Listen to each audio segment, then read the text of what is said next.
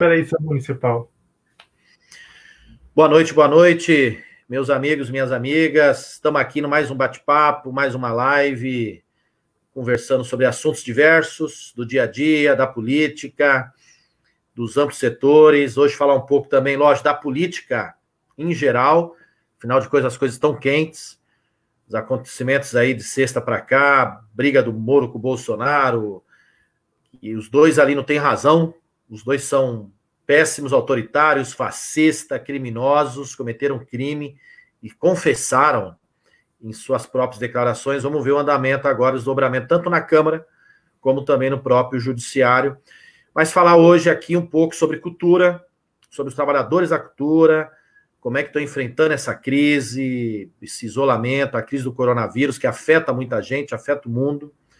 Conversava hoje por telefone com um amigo, falei, pô, um vírus parou o mundo praticamente parado, poucos setores funcionando, e lógico que temos que garantir o isolamento, fazê-lo, porque é preservar a saúde, é preservar a nossa vida, e se a gente quer, de fato, retornar à normalidade, nós temos que cumprir essa etapa. Afinal de contas, no Brasil, tem aumentado o número de casos, tem aumentado o número de mortes, e olha que tem muitas mortes não identificadas, casos suspeitos, mas que não tem um teste para dizer se de fato é ou não. Então, o número de vítimas é bem maior. Cumprimentar desde já aqui a Tânia, a Priscila Tala, a Tânia Bittencourt, o Calaça. Boa noite a vocês. Mas estamos aqui conosco o Márcio Tavares, ele que é secretário nacional de Cultura do PT, ou seja, é a secretaria que faz parte da direção nacional, da direção do nosso partido, mas que lida, que trata do tema na área da cultura, dialogando com as pessoas, com os produtores, com os ativistas, para posicionar o partido de que maneira o PT tem que fazer esse debate. É um debate amplo, é um debate importante, o setor cultural, o setor livre, né, criativo, que expressa muito bem o sentimento de um povo, de uma comunidade, de um momento, e o Márcio tem feito esse trabalho muito bem como dirigente nacional. A gente agradece desde já, Márcio, essa oportunidade de estar aqui conosco fazendo esse bate-papo. Antes de a gente entrar no tema, Márcio, também dê sua opinião sobre o momento político geral, o que você está achando, como é que você viu. Alencar, boa noite aí, boa noite a todo mundo que está nos assistindo. É um prazer estar aqui falando contigo, um camarada que é um deputado federal com um mandato tão combativo, comprometido com as causas dos trabalhadores, com as causas populares.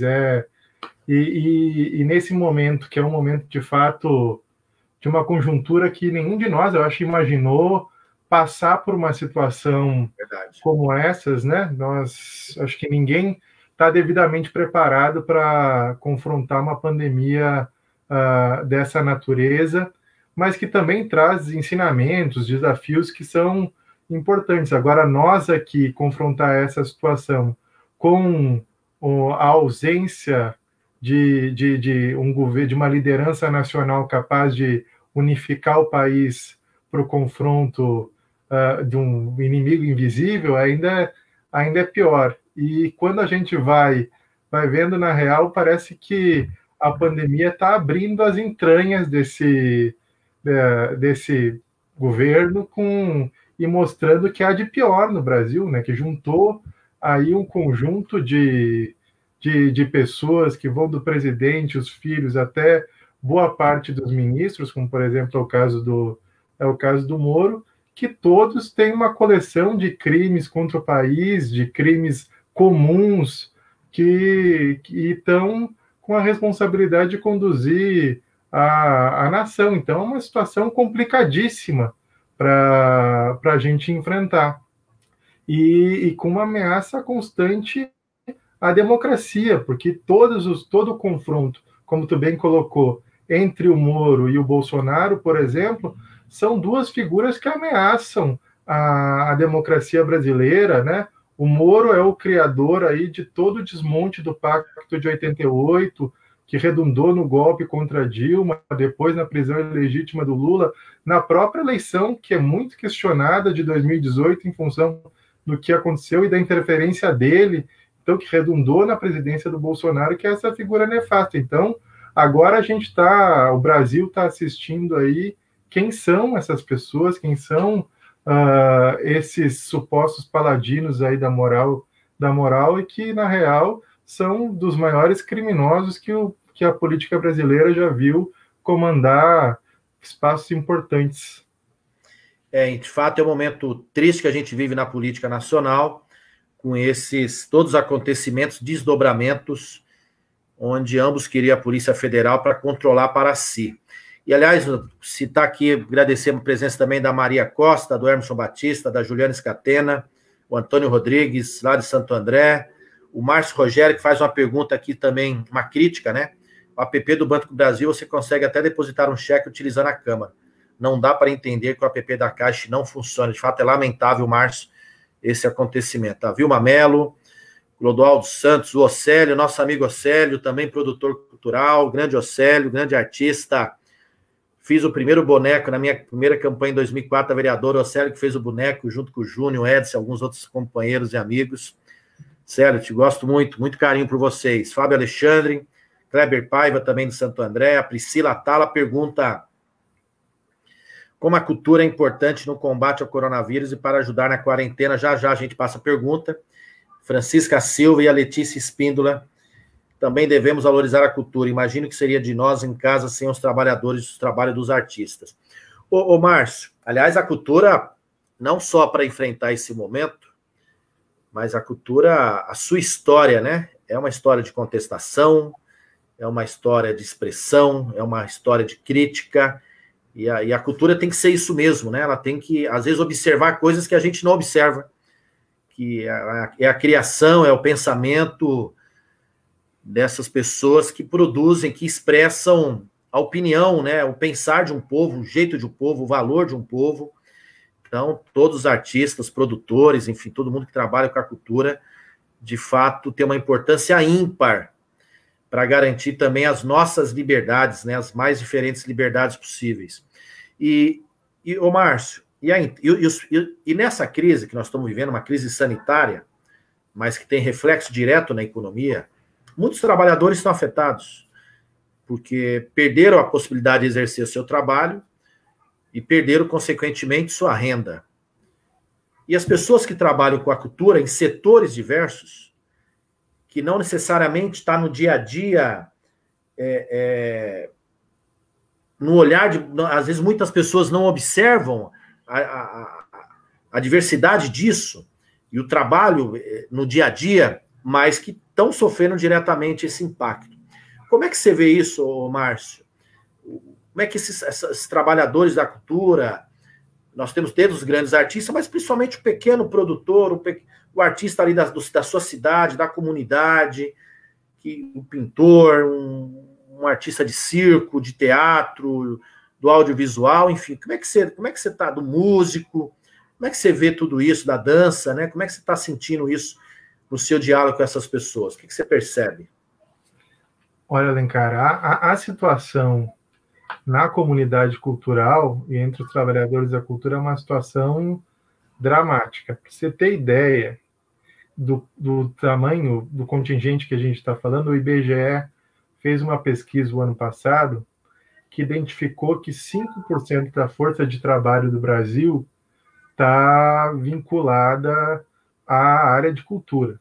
Isso significa que nós estamos falando de mais ou menos 5,7 milhões de pessoas ocupadas, quase 6 milhões de trabalhadores. E são trabalhadores que dependem diretamente do público. Então, quando é preciso adotar medidas sanitárias para conter a pandemia, os primeiros lugares que são fechados são os lugares de aglomeração, cinemas, teatros, casas de shows, museus, todos os espaços onde se exercem as atividades culturais, que a atividade de cultura, a atividade artística é uma atividade que demanda a relação com o humano, na sua imensa maioria. E as pessoas acabam, de uma hora para outra, perderam o seu ganha-pão. E uma categoria, uma classe que, antes mesmo da reforma trabalhista de 2017, já vivia num sistema muito similar ao que apregou a reforma trabalhista, porque desde a década de 90, a legislação da cultura já estimula o modelo de contratação por empresa. Não, então, são poucos os trabalhadores que têm carteira assinada, direito, a imensa maioria já são empresários de si mesmos, são MEIs, são simples. E quando acontece isso, você não tem nenhum tipo de salvaguarda social. Então, são milhões de pessoas que estão numa situação dramática. Você citou os artistas de circo, por exemplo, são relatos no Brasil inteiro de comunidades de artistas circenses que estão com dificuldade de se alimentar, precisando de um auxílio de cestas básicas, etc. Então, é uma categoria que é uma categoria de futuro.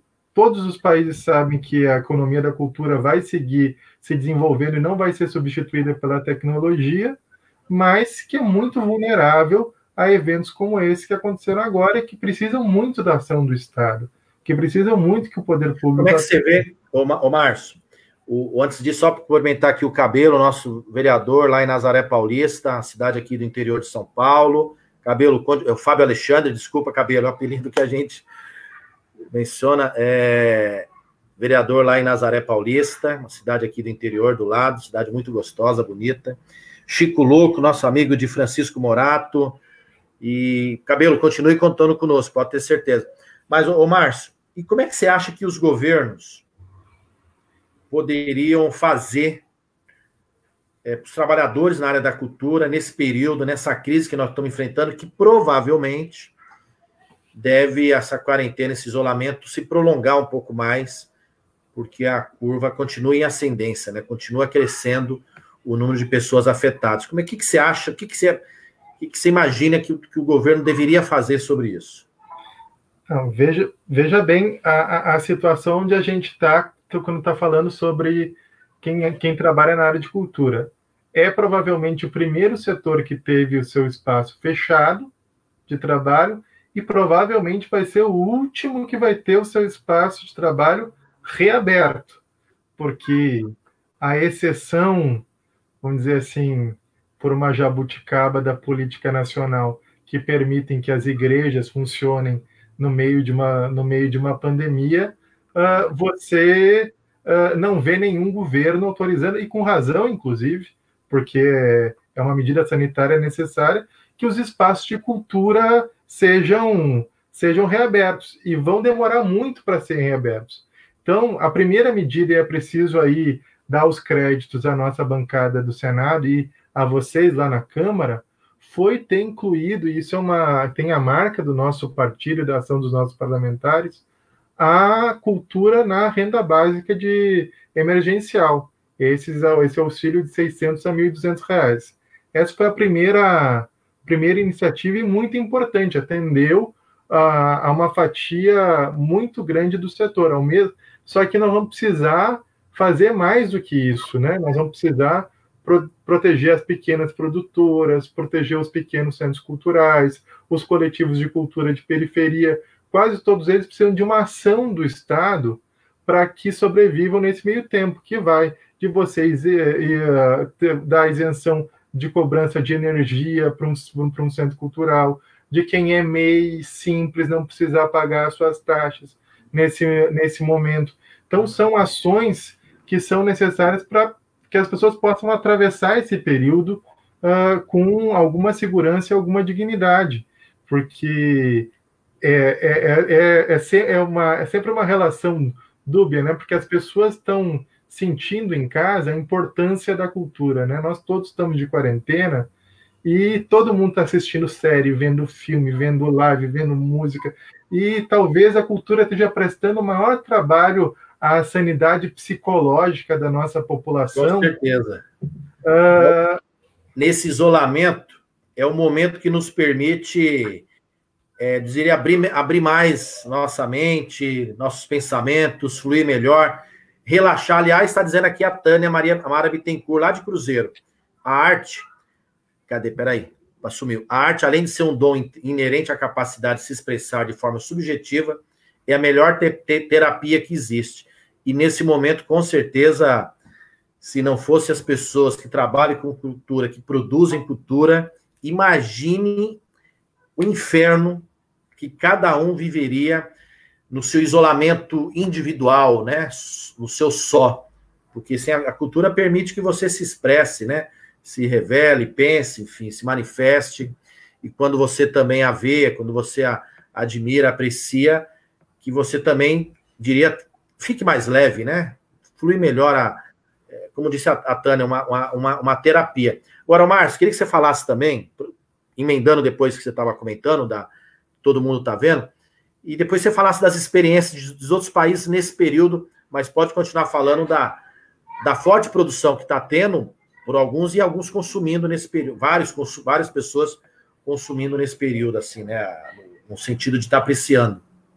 Não, é uma situação que eu acho que a Tânia tem toda a razão, mostrando que a cultura, ao contrário do que muita gente apregoa, principalmente o Bolsonaro e a extrema-direita, é que a cultura é um elemento essencial na vida de uma comunidade, na vida de um povo, e tem que ser tratada como um elemento central, tanto porque confere a nossa identidade, a nossa relação com as pessoas, a nossa sociabilidade, mas porque garante nesses momentos que a gente consiga atravessar. Ela é lazer, ela é identidade, ela é capacidade de reconhecimento do outro, é tudo que um país precisa para ser uma nação e tudo que a gente precisa ser para se encontrar com um lado humano, proveitoso. Então, esse é o momento que eu acho que as pessoas estão tendo um despertar para essa importância. Eu tenho muita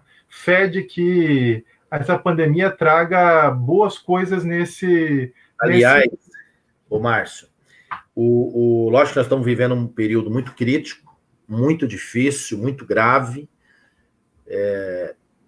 único. Lógico, o mundo já teve outras pandemias, mas nós aqui, quem está nesse momento atual, a sua grande maioria não viveu. E diria que também está servindo isso para fazer algumas outras pessoas refletirem melhor sobre alguns valores. Ganhou um governo, e a gente disse isso na campanha em 2018, que a nossa campanha era a campanha dos livros contra a campanha das armas. Os livros simbolizando não só a educação em si, mas a própria cultura, os valores humanos, né? A solidariedade, a fraternidade, enfim, um conjunto de valores. E o governo começou atacando a cultura, começou atacando o serviço público, começou atacando a educação, a ciência, o meio ambiente. Esse governo começou num ataque frontal a um conjunto de valores sociais importantíssimos para a humanidade. E agora, diante dessa pandemia, cumprimentar aqui o André Dourado de Suzano, Valdsky, Guarulhos e Suzano, né, mas está lá em Suzano agora, a Daniela Sayon, o Clodoaldo que fala sobre a Polícia Federal do Moro, é isso mesmo, ele quer o controle porque chegou no filho dele, Clodoaldo. Mas, então, muitas pessoas, esse governo, seus seguidores, começaram atacando esses valores, conhecimento. Agora, diante dessa pandemia, as pessoas estão percebendo a importância do conhecimento, da educação, da ciência, da pesquisa, da cultura, do meio ambiente, do serviço público, porque quem está segurando na ponta os atendimentos da população, em especial da população mais pobre, são os funcionários do SUS, trabalhadores do SUS na área da saúde. Então, espero que pelo menos as pessoas compreendam isso devidamente e que mudem o seu valor sobre essas questões, né? Porque se muitos achavam que a cultura era um produto, agora estão vendo a importância dela na vida de cada um, na vida familiar, na vida coletiva, na vida individual, a sua capacidade de transformação e de gerar também o próprio bem-estar humano. Então, acho que tomara que culturalmente essas pessoas mudem, para que elas tenham o devido julgamento, valorizando tudo isso, né?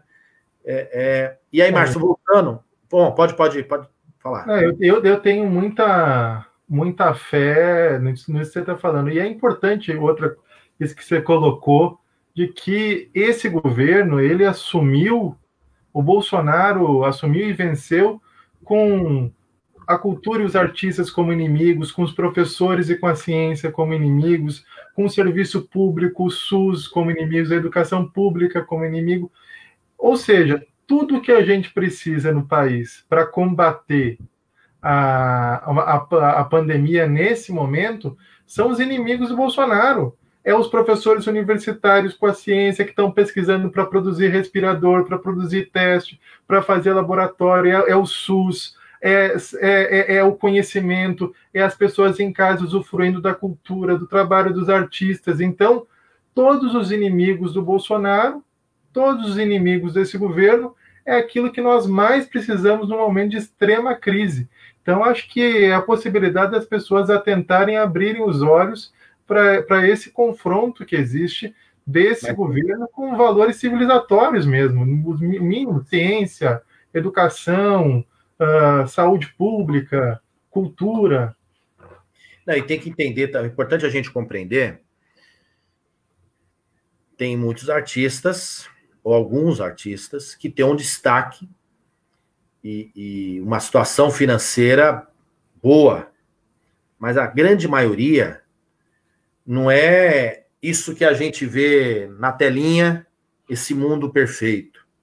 É um trabalhador com suas necessidades, com seus problemas, com suas carências, com suas aflições, com suas famílias, com suas necessidades, que produz, mas ao mesmo tempo precisa ele também sobreviver. Precisa ter o amparo do poder estatal, do poder público. O Márcio disse, lembrou aqui, porque na renda cidadã foi aprovado uma alteração nela, incluindo textualmente, ou seja, escrito no texto, que os trabalhadores em cultura também terão direito a esse... É um direito ao benefício, é um direito. Não é um favor, é um direito, porque o Estado serve para isso, para proteger o seu povo, proteger sua comunidade, principalmente no momento de forte necessidade, de forte emergência que nós estamos vivendo. Então, é um direito. Então, foi uma conquista nesse sentido, assim como outros profissionais e outras pessoas, mas lógico que o poder público sempre pode fazer mais. Aí queria, Márcio, se você tem relato, voltando, de experiências de outros países, como é que tem trabalhado com seus trabalhos, o que tem feito para os trabalhadores da cultura, e depois vou entrar no outro tema, numa outra proposta que está na Câmara, mas se você puder, tiver algum relato de o que está acontecendo lá fora. Eu acho que é... Márcio, só uma outra pergunta. O seu xará, o Márcio Rogério de Oliveira, você já falou um pouco sobre isso, mas ele pergunta, como é que será a volta? Quando teremos alguma orientação de como voltar a frequentar os lugares de cultura, cinema, teatro, shows? É muito cedo para pensar nisso, então, falar das experiências de fora e esse retorno que você já abordou um pouco. Então, eu acho que é fundamental nisso que você falou.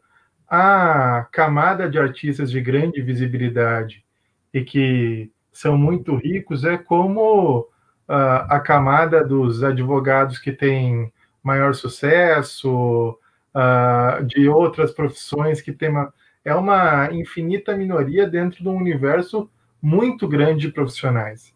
A média de rendimento de quem trabalha na cultura é em torno de 2 salários mínimos. Então, é uma categoria que está longe de ser privilegiado na sua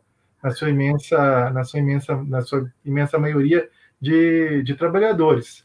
Então, precisa muito, nesse momento, do atendimento do Estado. Tem países como a Alemanha, por exemplo, que colocou, nesse momento, a cultura na cesta básica, como e está oferecendo benefícios para os artistas em termos de renda básica, a França está fazendo editais, que é o que a gente chama de editais, mas está oferecendo premiações e renda direto para que os artistas produzam em casa, e até os Estados Unidos está desenvolvendo mecanismos para atender a comunidade de cultura. Então, tem uma operação lá para salvar museus, salvar entidades de cultura que estão à beira da falência com o fim dos públicos. Aqui no Brasil, nós, tirando as ações estaduais e municipais, a gente não vê o governo federal fazer qualquer tipo de ação direta de apoio à cultura similar ao que esses países estão... No Uruguai também, na cesta básica, que o governo forneceu às pessoas, está colocando o livro junto também como um direito, né? Como eu fiz um projeto dizendo que nesse período de quarentena não poderia haver corte de serviços essenciais, como luz, água, internet. Eu vou falar da comunicação e chegar na cultura. Porque imagine as pessoas que estão dentro de casa, que perderam sua renda, ficarem sem poder se comunicar. E não tem jeito, é através hoje, praticamente, da internet, né? Da rede, aqui nessa reunião, no grupo de Zap, numa ligação, para ver um filme, para ver algum show, alguma coisa. É praticamente você não conseguir viver se você não tiver isso. E a cultura também tem que ser vista como esse bem indispensável à vida de um ser humano. Porque ela é a expressão de um conjunto que permite que a nossa é aquilo, permite que a gente possa ter uma vida um pouco mais leve, um pouco melhor, um pouco mais alegre, né? Com novos olhares, com novas observações, com novas expressões. Aliás, o Clodoaldo fala o seguinte: cultura trata-se do conjunto de conhecimentos, valores, símbolos, tradições, ideias, costumes e práticas que se tornam características de um grupo, seja ele familiar, social, étnico, religioso e assim por diante. E, por final, ele escreve: fora Bolsonaro, desumano, psicopata, fora amor e Bolsonaro, bandidos. Voltando a uma pergunta da Priscila, é isso?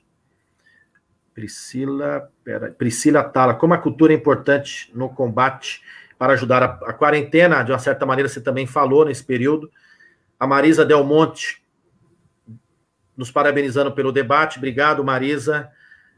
Um abraço aqui do Brás Marinho, também mandando um abraço aqui, nosso companheiro de São Bernardo do Campo. Aqui também o André Dourado.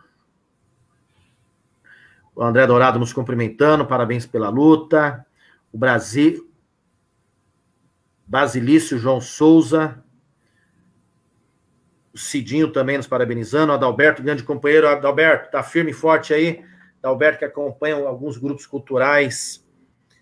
Adalberto Vieira Souza estava com suspeita de Covid, informação já está tudo bem, que acompanha alguns grupos culturais aqui da Zona Leste de São Paulo, ali em Guaianazes, grupo, pessoal que tem lá uma ocupação numa área da CDHU, e ali fizeram uma associação, o espaço estava abandonado e tem produzido cultura para as pessoas, enfim, teatro, música, dança, muito bom. O Márcio, voltando um pouco, só uma questão, e o setorial, queria que você falasse daquilo que está tramitando na Câmara, que o setorial ajudou a construir algumas propostas. O que você destaca disso tudo aí? Das propostas que foram apresentadas por companheiros nossos, companheira nossa, como a Benê Guimarães. Então, deixa eu primeiro dizer que esse projeto que você apresentou, que oferece a isenção de pagamento de luz, internet, nesse momento, é um elemento importantíssimo para aqueles que são pequenos centros culturais e pontos de cultura nesse momento. Você ter a garantia da isenção de pagamento dessas taxas já ajuda na sobrevivência, é um projeto fundamental, junto com esses outros dois que você colocou. Nós, da Secretaria, no comecinho já dessa pandemia, quando saíram as primeiras notícias e começaram a verificar que no mundo estavam se tomando medidas de contenção, nós lançamos no dia 11 de março um programa de sugestão de 20 medidas para serem adotadas pelos governos municipais, estaduais e pelo governo federal. Tem muita gente boa que se articula na nossa secretaria, pessoas que participaram do MINC, o antigo Ministério da Cultura, hoje extinto, durante os nossos governos, Sérgio Manberti, Albino Rubim, Juca Ferreira e outras pessoas que têm uma trajetória de gestão e que conhecem muito bem isso, com muitos ativistas, muitos militantes, gestores municipais, gestores estaduais. Então, a gente fez um documento curto com sugestões bem objetivas. E isso redundou em uma série de ações que são importantes. E nisso tem dois projetos que estão tramitando na Câmara hoje, um do Guimarães pela liderança da minoria e outro da Benedita, que organizou através da Comissão de Cultura da Câmara, que tem mais 25 deputados daquela comissão que subscreveram o projeto. Quer falar mais do projeto da Benedita? Posso falar. Então, o que o projeto dá conta? Ele ajuda em garantir que hoje 3% da Loteria Federal, do dinheiro da Loteria Federal, deveria ser destinado ao Fundo Nacional de Cultura. Esse dinheiro está contingenciado. Então, o projeto prevê o descontingenciamento desse recurso. Hoje daria quase 1 bilhão. Prevê usar o dinheiro da própria emenda da Comissão de Cultura, as emendas individuais, que são as emendas da comissão, são cerca de 900 milhões para o ano passado, que também foram contingenciados e não usados, reverter para o Fundo Nacional de Cultura para criar, e a sugestão que se criem editais específicos como esses que os nossos governos, lá, o governo do Ceará, o governo do Rio Grande do Norte, o governo da Bahia e do Piauí, 4 governos do PT, estão fazendo, que são editais para que as pessoas produzam conteúdos e veiculem pela internet nesse momento. Isso daria um alento a uma boa quantidade de pessoas. Também prevê a isenção de taxa de Simples e de MEI, para quem é Simples e quem é MEI, e tem o seu KNAI na área da cultura. Isso beneficia também muita gente e também ajuda a sobrevivência das empresas, porque se pensar que, por exemplo, hoje o audiovisual brasileiro emprega mais e gera mais riqueza do que a indústria automobilística.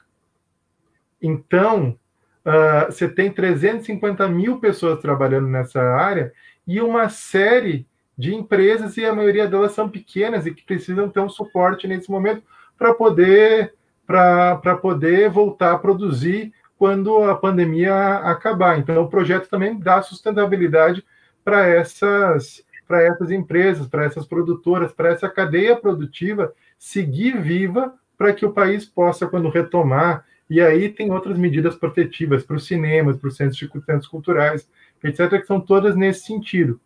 Não é, em termos financeiros, não seria um volume tão expressivo de recursos, mas é um volume necessário e adequado para uma categoria de 5 milhões de pessoas. Projetos esses que têm o nosso apoio, votaremos sim, vamos fazer pressão para que sejam aprovados, porque são importantíssimos aí para o mundo cultural. Queria cumprimentar aqui mais alguns amigos, o Andrés Carrenho, nosso amigo de Guarulhos, que está nos Estados Unidos, espero que esteja bem aí, Andrés. Preciso retornar a sua ligação, você me ligou naquele meio vendaval do Moro Bolsonaro, não consegui retornar, vou te ligar, sei que com certeza está torcendo por todos nós aqui contra esse governo fascista, e eu sei que a guerra aí também não é pequena, precisamos tirar o Trump também dos Estados Unidos. Claudete Noronha, o Clodoaldo mais uma vez, falando que a Regina Duarte não é nada, José Luiz Ferrarese, muito bom o tema debatido, vereador lá em São Bernardo do Campo, e o Caroba, Renato Caroba, nosso vereador, candidato a prefeito na cidade de Arujá, cidade vizinha aqui do lado, está nos parabenizando a gente pela live, queria que a gente falasse sobre a ausência da Regina. Cadê a Regina Duarte? Cadê a Regina? Cadê a Regina, Márcio? Você que fala aí pelo povo da cultura. Cadê a Regina, hein? Então, tem uma campanha rolando na internet dos artistas e tal, todos nós perguntando cadê a Regina Duarte, porque a Regina Duarte assumiu em março, dia 5 de março, e até hoje não deu as caras com essa situação que eu estou relatando. Será que ela está fazendo ilusionismo e está se escondendo? Hoje a imprensa está dizendo aí, alguns veículos, eu vi aí falando que ela estaria estudando se demitir. Na verdade, é quase imperceptível que ela entrou, a não ser por aquele pronunciamento ridículo que ela fez quando tomou posse. Porque ela não conseguiu se desvencilhar dos elementos daquele sujeito que está comandando a Fundação Palmares, não conseguiu se desvencilhar de todo mundo que está povoando aquele ministério colocado pelo imitador do Goebbels. Ela teve que continuar, ela não tem autonomia nenhuma. E sabe qual é a situação pior ainda, Alencar, dessa secretaria? E a pior falácia, o Bolsonaro acabou com o ministério, transformou numa secretaria, e ela está dançando de um lugar para outro dentro do governo. Começou no Ministério da Cidadania e ele transferiu nominalmente para o Ministério do Turismo depois. Só que as estruturas não foram transferidas para o Ministério do Turismo.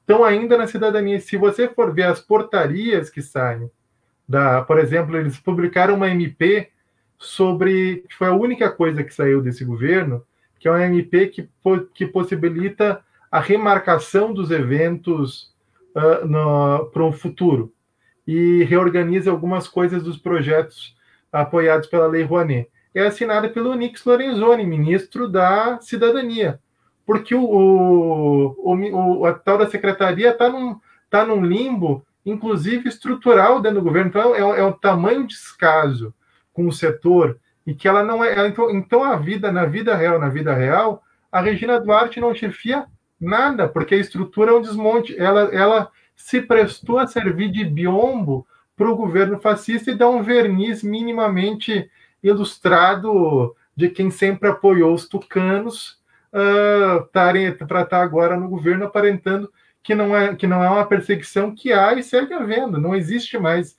estrutura de cultura dentro desse governo.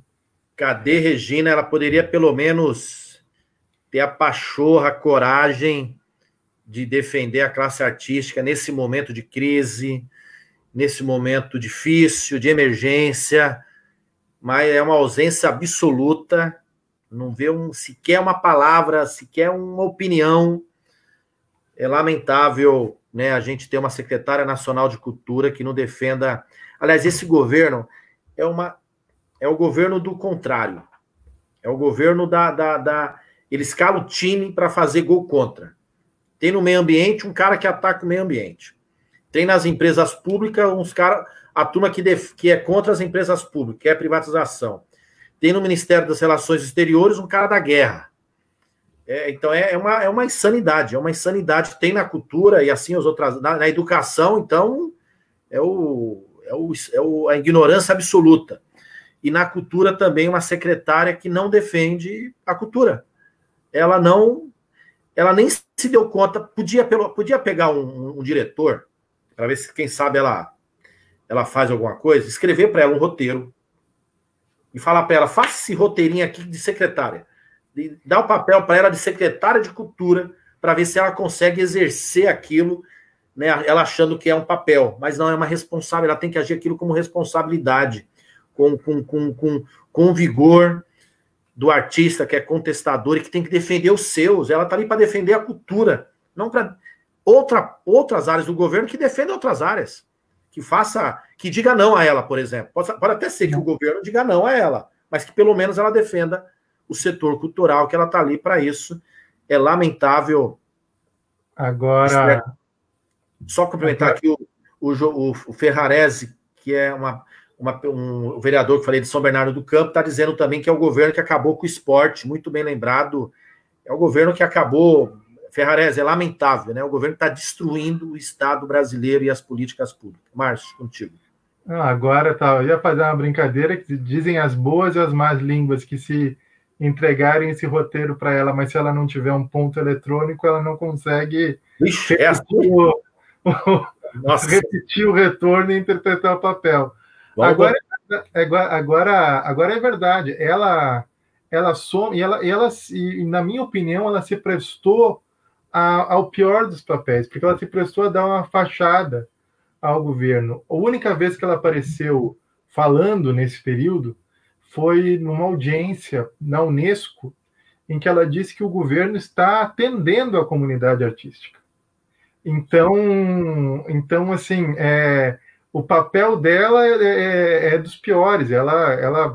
O que Ela restava. entrou no papel das fake news. Entrou no papel da mentirosa. Ela assumiu o papel de defesa das mentiras e de construtora também das mentiras desse governo. Então, nós estamos numa situação em que ela é completamente omissa e tenta internacionalmente oferecer uma narrativa de que está fazendo alguma coisa, quando não está. Companheiros, companheiras, estão chegando aqui na sua reta final. Agradecer mais uma vez e pedir para todo mundo curtir nossa página, Alencar Santana Braga, né? Venha conosco, nos acompanhe, vamos estar interagindo. Mas, Márcio, queria que você desse aqui o seu recado final no meio da pandemia, no meio desse caos político que nós estamos vivendo, de um governo. É difícil definir esse governo, né? Ele é autoritário, ele é maluco, ele é genocida, é um governo genocida. Eu, inclusive, entrei com uma representação na PGR por genocídio contra o presidente, porque os atos dele podem levar uma parcela do povo à morte, e genocídio é isso. Ele tem cometido condutas que, infelizmente, colocam em risco a vida de muita gente, de uma maneira insana, governo da morte. Cumprimentar aqui também a Maria das Graças de Souza. Mas é um governo extremamente perigoso. Apesar de a gente falar, é um governo maluco, isso e aquilo, não, é mais do que isso, é um governo perigoso. É um governo do mal. É um governo que pensa nos interesses individuais, familiares, em detrimento do interesse da nação. Que não tem a coisa pública como algo a ser defendido, a ser protegido, a ser fortalecido. Pelo contrário, os interesses privados permeiam a todo momento as decisões políticas. Nós estamos falando aqui de cultura, mas é um governo que na semana passada editou decretos para incentivar e autorizar que haja o número de pessoas que possam comprar munições mais do que dobrou. Quer dizer, qual o sentido um cidadão comum que tem o porte de arma ter autorização para ter 600 projéteis durante o ano, podendo acumular nos outros anos? É uma coisa insana. Então nós temos que estar muito fora Bolsonaro, temos que também condenar o Moro, porque o Moro é cúmplice. Ele tem papel central em tudo que aconteceu na política nos últimos anos. Não foi para o governo inocente, foi com a devida responsabilidade, sabendo quem era, e sabendo o que aconteceu nesse período, e também, assim como cadê Regina, poderíamos dizer cadê o Moro, diante de inúmeros fatos que nós tivemos. Os Laranjas, os Queiroz, a morte da Marielle, o conjunto de os fake news, o gabinete do ódio, o desmatamento que tem responsabilidade, a Polícia Federal pode combater isso, é a responsabilidade dele, a FUNAI está sob sua responsabilidade, que é um órgão, também uma fundação importante de proteção aos índios, e houve uma omissão absoluta. Então, o Moro também tem responsabilidade naquilo que está acontecendo. Mas, Márcio, diante de tudo isso, queria que você desse aqui, quero mais uma vez agradecer esse bate-papo, essa prosa.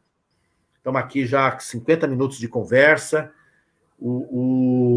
quase 50. Mas agradecer essa oportunidade, parabenizá-lo pelo trabalho que você faz na Secretaria, é um trabalho muita garra, muita determinação, com qualidade, articulado, em defesa dos setores, uma relação importante. Mas se você deixasse o seu recado final aqui para todo mundo que nos acompanha, conte conosco na batalha, estamos juntos, defender a cultura, defender a vida, né? Defender, enfim, essa liberdade que nós temos de criar, de conhecer, de ver, de ser, tudo isso que significa. Mas dê seu recado final, Márcio, para todos nós. Alencar, primeiro agradecer a oportunidade da gente bater esse papo tão qualificado, tratar desse tema que é tão importante, mandar um abraço para todo mundo que compartilhou mensagens, fez perguntas e ajudou que o debate aqui fosse ainda mais qualificado. Muita gente da área cultural interessada, que eu vi acompanhando, pessoas queridas. Então, é um momento que está todo mundo muito atento a esse tema e saber, no nosso campo, que existe um mandato como o teu, com que se pode contar para que essas pautas andem adiante na Câmara, nesse momento difícil, é de extrema importância. O setor, ele está todo mundo com muita ansiedade. As pessoas procuram a gente, procuram o partido, com a maior das ansiedades, porque está em jogo a sustentabilidade de vida, a sustentabilidade alimentar. Então, é um momento muito difícil para muita gente diante da ausência total do poder público federal. Ao mesmo tempo, oferecer essa mensagem do que a gente conversava de otimismo, né? Que as pessoas em casa, aí convivendo com os bens de cultura, com tudo isso que a gente oferece, se atentem para uma forma mais generosa de ver o mundo, de se relacionar com o mundo, atendem para a importância da ciência, do conhecimento, da arte, na construção de uma sociedade que seja o reverso dessa sociedade da cultura da morte, que é o que esse governo quer implantar e incutir como maioria no nosso país. Então, super obrigado, vamos à luta. A Secretaria Nacional de Cultura do PT é um instrumento de luta da comunidade cultural. Os nossos mandatos são: vamos trabalhar para atravessar esse período, vencer e fora Bolsonaro, com força, e que o Moro e todo o resto do governo vá com ele. É isso aí. Moro e Bolsonaro merecem pagar o preço de tudo aquilo de mal que fizeram e ainda faz pelo nosso país. Mas, Márcio, mais uma vez, obrigado, um abraço, um beijo para todo mundo. Vamos firmes, fortes, atravessar esse período, essa crise, garantir a nossa vida, a nossa capacidade de articulação, de resistência, de luta política, valorizando os nossos valores sociais, nossos valores culturais, nossos valores humanos, enfim, valorizando aquilo que é a nossa riqueza, que é a vida em si. Forte abraço, gente. Forte abraço, Márcio. Obrigado. Até mais. Tchau, tchau. Tchau.